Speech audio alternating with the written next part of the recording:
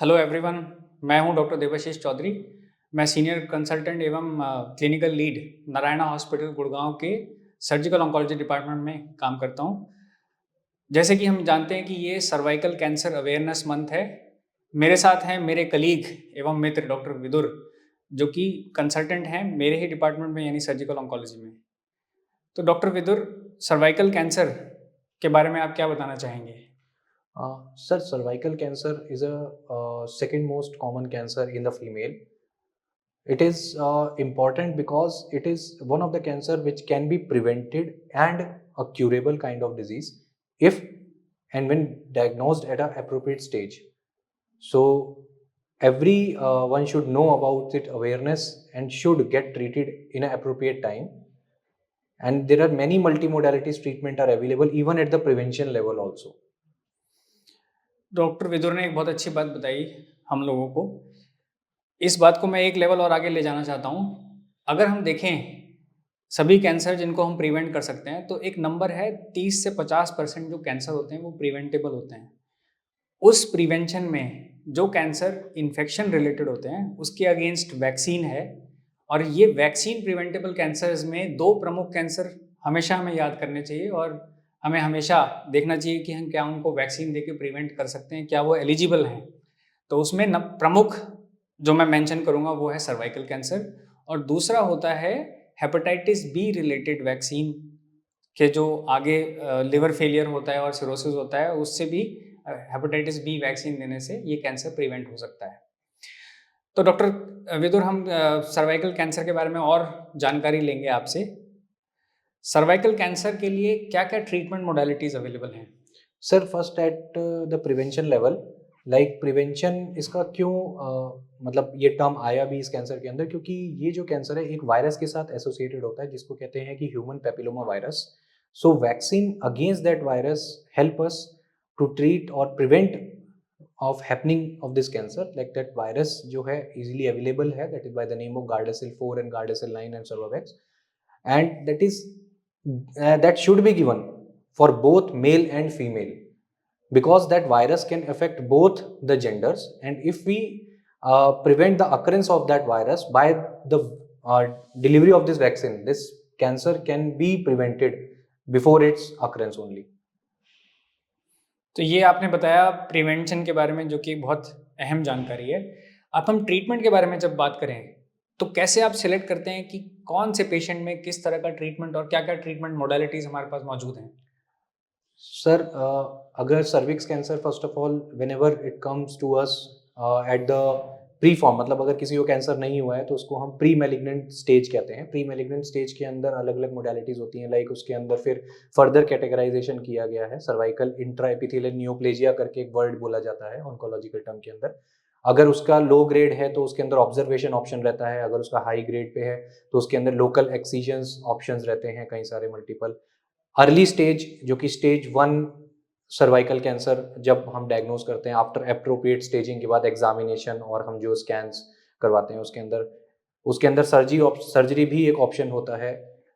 अगर स्टेज 2 और 3 तक होता है एडवांस सर्वाइकल कैंसर जिसको कहते हैं, उसके अंदर मेनली कीमो और रेडिएशन से ट्रीट होता है। इवन अगर कीमो और रेडिएशन से पूरा खत्म भी हो जाता है, पेशेंट का जो सर्वाइवल है वो बहुत अच्छा है इस कैंसर के अंदर।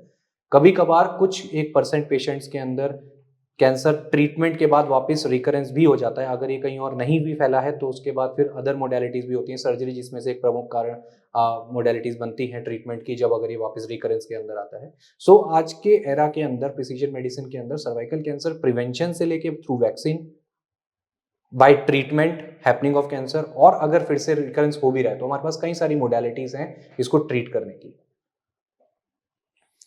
अब हम बात करेंगे सर्वाइकल कैंसर वैक्सीन के बारे में। तो ये वैक्सीन किस किस्म की होती हैं, कितने प्रकार की होती हैं, और इनको कौन से एज ग्रुप में हमें देना चाहिए? सर बेसिकली अभी जो सर्वाइकल कैंसर वैक्सीन हमारे पास है, गार्डासिल 4 एंड गार्डासिल 9 एंड सर्वावैक्स करके हैं, नॉनावेलेंट के नाम से जनरली ये आती हैं वैक्सीन। WHO से these are vaccine and FDA approved हैं ये। These are also health care, national health care programs के अंदर भी ये इंक्लूडेड हैं। इनकी जो एज होती है वो मेल और फीमेल के अंदर 11 से 12 वर्ष के अंदर निर्धारित की गई है इसकी एज जो है। आइडियल अगर हम देखें जो रेंज माने तो 9 ईयर्स से लेके 26 ईयर्स तक ले सकते हैं अगर किसी का बीच में छूट भी गया है तो। और अगर फीमेल के अंदर बेसिकली अगर ये किसी ने नहीं भी ली है तो कैचअप वैक्सीन वो 45 ईयर्स की एज तक ले सकती है। जनरली इसकी जो रिकमेंडेड डोजेज हैं वो 2 डोज रिकमेंडेड की गई हैं इनकी।